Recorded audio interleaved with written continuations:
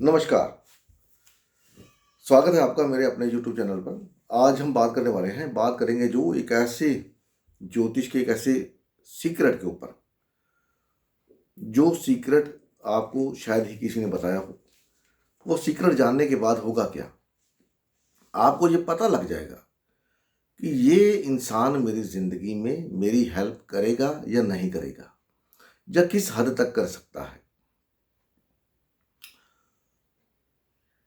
आप उस इंसान से अगर आपको आशाएं आपने बहुत लगा रखी हैं, मैं ये नहीं कहता कि बिल्कुल ही मदद नहीं करेगा, लेकिन जिस हद तक आप सोचते हैं उस हद तक वो मदद नहीं मिलने के चांस बन जाते हैं।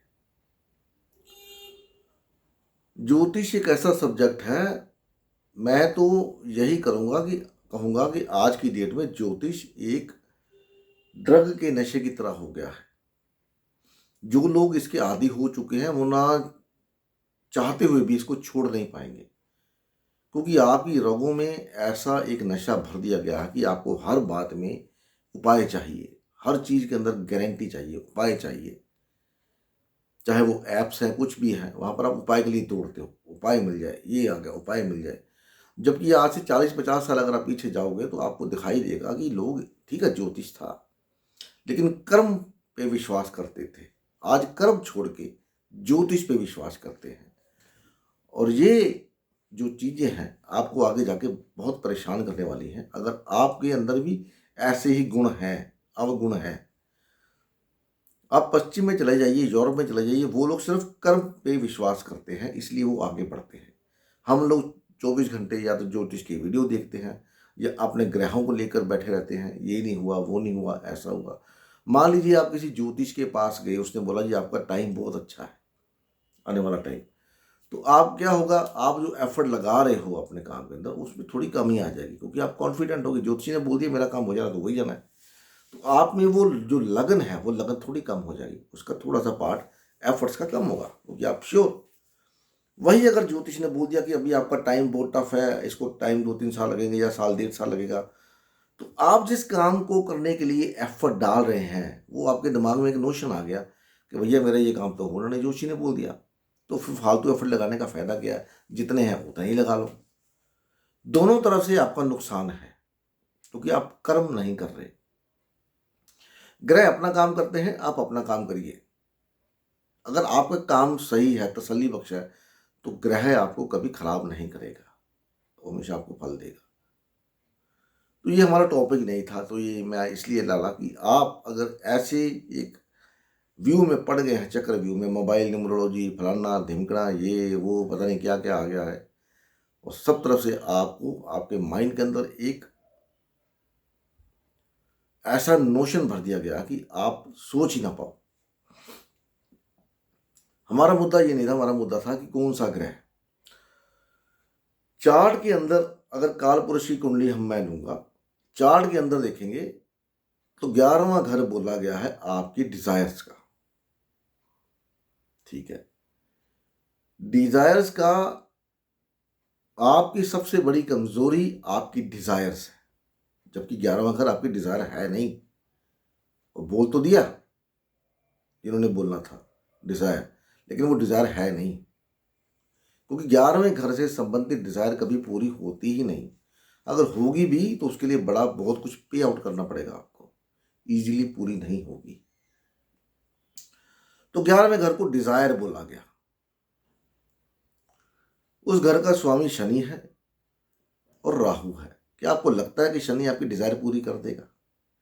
मैं कुछ चार्ट देख रहा था आज, उस चार्ट के अंदर मैंने देखा, कम से कम मैंने 8 से 10 चार्ट देखे हैं, रीड कर रहा था। 8 से 10 चार्ट के अंदर कोई एक दो चार्ट ही होंगे जिसमें शनि ने कष्ट फल कम दिया है, इष्ट फल ज्यादा दिया है। अब ये भी टॉपिक है। सारे बाकी जितने भी चार्ट थे, सारे के सारे कष्ट फल 45%, इष्ट फल 3%, 6%, 7%। मतलब वो आपको आराम से बैठने देने वाला नहीं है। ठीक है, राहु को तो इसमें लेते नहीं है, क्योंकि राहु को जो प्लैनेट होता है उसको लिया जाता है। तो मेरे कहने का मतलब ये है कि शनि आपकी डिजायर को इजीली पूरे होने देगा। वो शनि का मूल त्रिकोण साइन है, उसके लिए आपको बहुत सारा हार्ड वर्क करना पड़ेगा।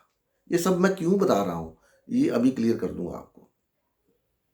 आप देखिए मंगल, कालपुरुष क्यों नहीं बोली मैंने, मंगल अगर 11वें घर में चला गया तो इस आदमी को पूछ के देखो, अगर मेष लगन है और मंगल 11वें घर में बैठा हुआ है तो इस आदमी को पूछ के देखो कि भैया तुम्हारी कितनी डिजायर पूरी हुई है, कितना पैसा इकट्ठा कर लिया है। पैसा बेशक इकट्ठा कर लिया हो लेकिन कर्जा खत्म नहीं होगा, कर्जा चढ़ा ही रहेगा। डिजायर के लिए बहुत सारा एफर्ट्स डालना पड़ेगा, हार्ड वर्क करना पड़ेगा। 11वां घर अगर आपका टॉरस लगन है और शुक्र अगर आपके 11वें घर में चला गया तो देखिए आपके बैंक में कितना बैलेंस है। आपकी डिजायर तो पूरी होंगी क्योंकि शुक्र उच्च का है यहां पर, लेकिन रो रो के पीट पीट के इजीली नहीं पूरी होगी, मुशक्कत करनी पड़ेगी। मैरिज को मेंटेन करने के लिए मुशक्कत करनी पड़ेगी।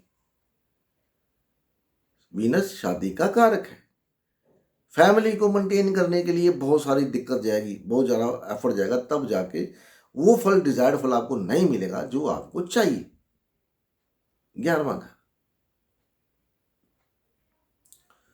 तो ये सिर्फ 11वां घर खाली कालपुरुष कुंडली नहीं, इसको आप कहीं भी इस्तेमाल कर लो, कहीं भी।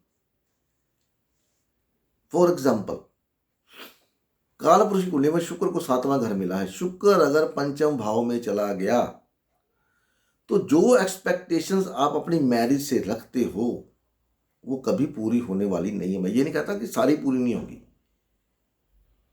लिटिल बिट, थोड़ी मात्रा में, क्योंकि आपका पार्टनर पैसा कमाने में बिजी है।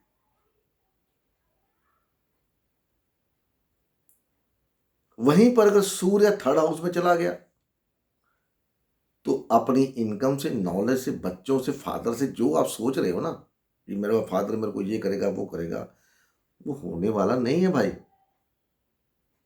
पंचम हाउस से बहुत कुछ देखा जाता है, वो होने वाला नहीं है। या अगर होगा भी तो उसके लिए बहुत कुछ देना पड़ेगा, फिर भी आपको 10-20% ही मिलेगा। बुध अगर लगन में आके बैठ गया, अपने से 11वें गया ना, तो भाइयों से तो भूल ही जाओ कि भाई या पड़ोसी या आपके कजन या फ्रेंड कोई पुराने आपकी मदद कर पाएंगे, या उस हद तक मदद कर पाएंगे जिस हद तक आप सोचते हो। आप देख लो आपकी कुंडली के अंदर ऐसा है या नहीं है, बता देना मेरे को। बृहस्पति कालपुरुष की कुंडली में अगर 7th हाउस में आके बैठ गया तो अपने फादर से जो एक्सपेक्टेशंस आपने लगा रखी हैं, अपने गुरु से जो एक्सपेक्टेशंस आपने लगा रखी हैं, या अपने बॉस से जो एक्सपेक्टेशन लगा रखी हैं, वो भूल जाइए। वो 5-10%, 20% ज़्यादा से ज़्यादा। लेकिन बृहस्पति लिब्रा में 7वें घर में ये दिखाता है कि जिसको भी आप छू दोगे वो नीचे से ऊपर चला जाएगा। ऊपर मतलब ऊपर नहीं, उसका बिजनेस, काम बढ़ जाता है। शनि अगर 11वें घर में, 9वें घर में आके बैठ गया तो 11th से 9th में आके बैठ गया। ये एक अच्छा कॉम्बिनेशन है, भाग्य का कारक बन गया, भाग्य को बढ़ाएगा धीरे धीरे धीरे धीरे। एक शनि ही ऐसा प्लैनेट है जो देता है भाग्य के थ्रू, फादर के थ्रू देता है। उसी तरह से चंद्रमा टॉरस में उच्च का होता है। पूछिए कितना पैसा इकट्ठा कर लिया भाई, मन की शांति है। चौथा घर मन की शांति होती है। मदर से कितना लगाव है, या मदर के साथ कितना वो है, कितना आप मदर के साथ रह पाते हो। ये जितना खराब होता चला जाएगा उतना ही ये आपको परेशान करेगा। लोग बोलते हैं 11वां घर डिजायर का, 11वां घर डिजायर का है ही नहीं। 11वां घर है जो डिजायर्स आपकी पूरी हो चुकी हैं, क्योंकि 11वें से 12वां घर मोक्ष का है। मोक्ष तभी मिलता है जब 11वां घर में आपने डिजायर अपनी पूरी कर ली। तो इस भलेके में मत रहना। और यही अगर मंगल आगे 6ठे घर में बैठ गया, मेष राशि, मेष लगन में, तो वो इनहेरिटेंस से संबंधित जब तक झाड़ा नहीं करोगे इनहेरिटेंस नहीं मिलने वाली, भूल जाओ। बुध अगर 4th हाउस में आके बैठ गया तो मदर या प्रॉपर्टी लेने के लिए या जो मन की शांति या मदर से सपोर्ट या मौसी से सपोर्ट, आप सोच रहे हो कि मैं आपकी मौसी, मौसा, अंकल, ये सब जो षटकों के कारक हैं आपकी हेल्प कर पाएंगे, वो उतना हेल्प कर ही नहीं पाएंगे। आप देख लो, आपके लिंक ही नहीं होंगे, बहुत कम, या आपकी सिस्टर, क्योंकि यहां पर बुध थर्ड से दूसरा गया। भाई बहन साथ देंगे, मौसा, मौसी, नौकर चाकर ये सब साथ नहीं देंगे।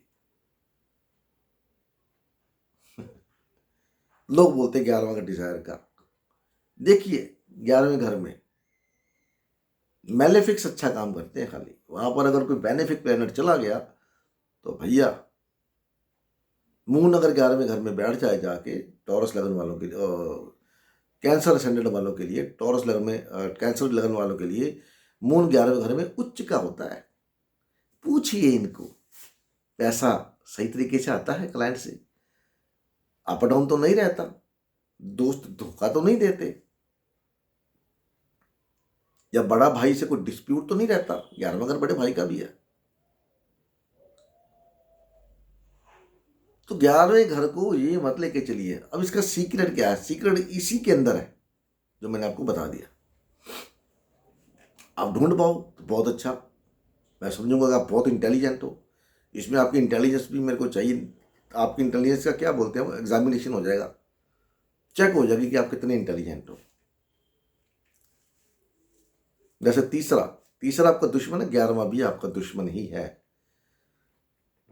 एरीज लगन वालों के लिए शनि दुश्मन, टॉरस लगन वालों के लिए जुपिटर दुश्मन, मिथुन लगन वालों के लिए मंगल दुश्मन, कैंसर लगन वालों के लिए शुक्र दुश्मन, लियो लगन वालों के लिए, यहाँ पर लियो लगन वालों को क्या बोलते हैं, बुधादित्य योग। इसके बारे में अभी वीडियो डालूंगा, मैं आपको दिखाऊंगा आपको बुधादित्य योग होता क्या है। लोग बड़े खुश होते हैं मेरे चार्ट में बुधादित्य योग है। आपकी बैंड बजाने में टाइम नहीं लगाएगा बुधादित्य योग। चलो खैर कोई बात नहीं। तो उसके बाद वर्गो लगन के लिए चंद्रमा, चंद्रमा और बुध एक साथ नहीं जाते, क्योंकि बुध नाजायज औलाद है चंद्रमा की। लिब्रा के लिए सूर्य, सूर्य शुक्र की दुश्मनी है, सबको पता है। वृश्चिक राशि के लिए फिर वर्गो, धनु राशि के लिए फिर गुरु, मकर लगन के लिए फिर मंगल, कुंभ राशि के लिए यहां पर जुपिटर आ जाता है, धनु राशि। जुपिटर और शनि एक दूसरे के पूरक हैं। जुपिटर शनिदेव को कुछ नहीं कहता, बृहस्पति शनिदेव को कुछ नहीं कहता, लेकिन शनिदेव अपनी कुंठा निकालते हैं, इसलिए बृहस्पति के घर में, शनिदेव के घर में बृहस्पति नीच के। ये कहानी है, फिर कभी बात करेंगे। मीन लगन वालों के लिए शनि आ गया यहां। तो देख सकते हैं आप आपके चार्ट के अंदर कि कोई भी ग्रह अपने से 11वां गया, लोग 6-8-12 की बात करते हैं, 6-8-12 नहीं जाना चाहिए, मैं 11 की बात कर रहा हूं। देखो और बताइएगा जरूर कमेंट करके, आपके चार्ट में ऐसा कुछ है या नहीं है। शुक्र अगर सूर्य मेष लगन में, सूर्य अगर 7th हाउस में चला गया, तब भी आपको अपने स्पाउस से अपमान सहना पड़ेगा। ये रेगुलर होता है या कभी कभी होता है, होगा जरूर, लिख लो कागज के ऊपर, कभी भी हो। वो अपमान कैसा हो ये नहीं मैं कह सकता, होगा जरूर। चलिए तो मिलते हैं अगली वीडियो में, तब तक के लिए नमस्कार, भगवान सबका भला करे। ओम नमः शिवाय, जय माता दी, हरि ओम तत्सत, बाय बाय।